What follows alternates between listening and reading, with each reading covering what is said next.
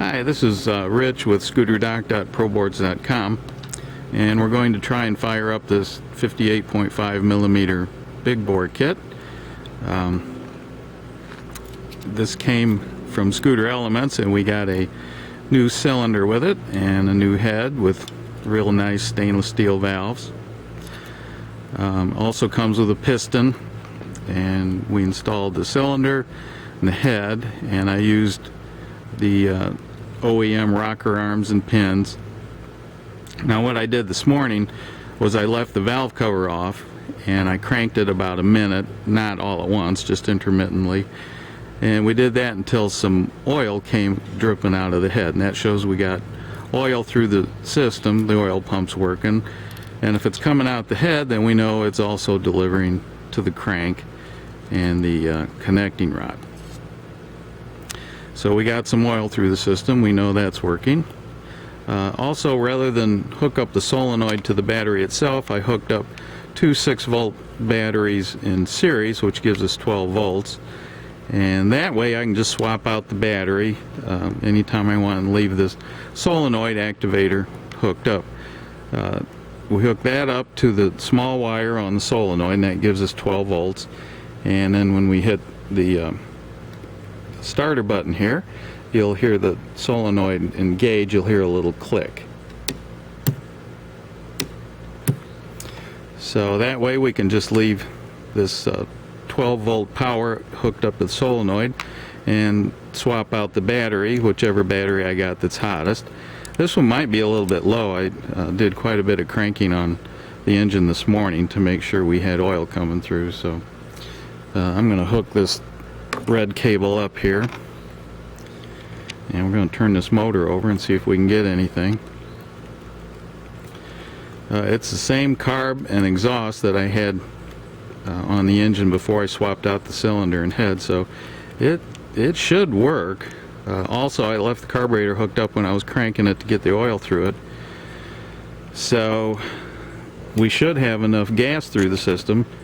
I don't see any reason why it shouldn't crank right up. Now, one thing you've got to do is make sure your valves are set right before you crank something like this up. The reason for that is if you've got a valve that's too tight, it's going to hang either the intake or the exhaust open, and you're not going to get any compression. So after I installed the rocker arms and cranked down the cam retaining bracket, I just made sure we had 0.004 on the intake and 0.005 on the exhaust. So we should have a good seal on the valves. You'll want them a little too loose rather than too tight. If it's too tight, they're going to hang open. You won't get any compression. Alright, this is the same test bench setup I had on a previous thread. We've got our blue wire coming in from the trigger wire. That runs through a little switch here I've got. So rather than use the kill wire, I use this trigger wire for the kill. Once I turn that off, it'll stop the trigger impulse, and the coil won't send an impulse to the coil, and it'll shut it off. Right now it's on, so once I hit this, hopefully it'll start.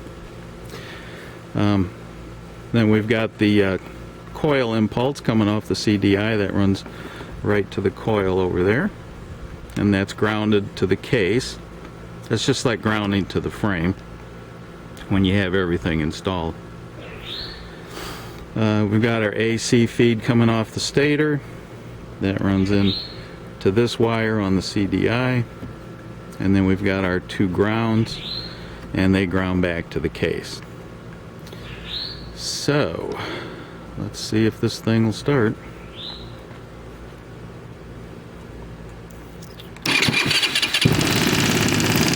Alright, it is running.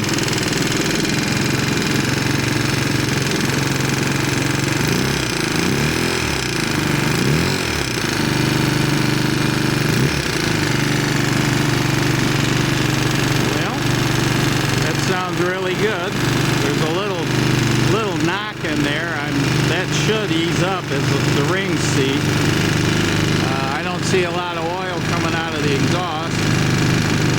apparently we have pretty good compression. I haven't checked that. It'd be a little early to check compression. The rings are brand new. Well, I don't want to run it too long, so we're going to shut this thing off. And I'll run it a few more times, let it warm up, seat the rings. We got a little oil burning off. That's just oil down there on the exhaust and the head. So I'm going to run it just a bit, a few more times like this, and then I'll change the oil out.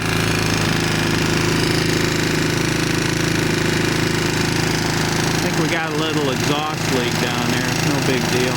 That might be the knock I'm hearing, is just a bit of an exhaust pulse. I don't think it's anything to worry about. Okay, well, we're going to shut it off here. And then I'm going to run it a few more times, switch the oil out, get any of that red RTV that might be bumping around in the system, and get any oil or metal fragments out of the oil. And then I think I'm just going to install this in my Frankenstein scooter and break it in.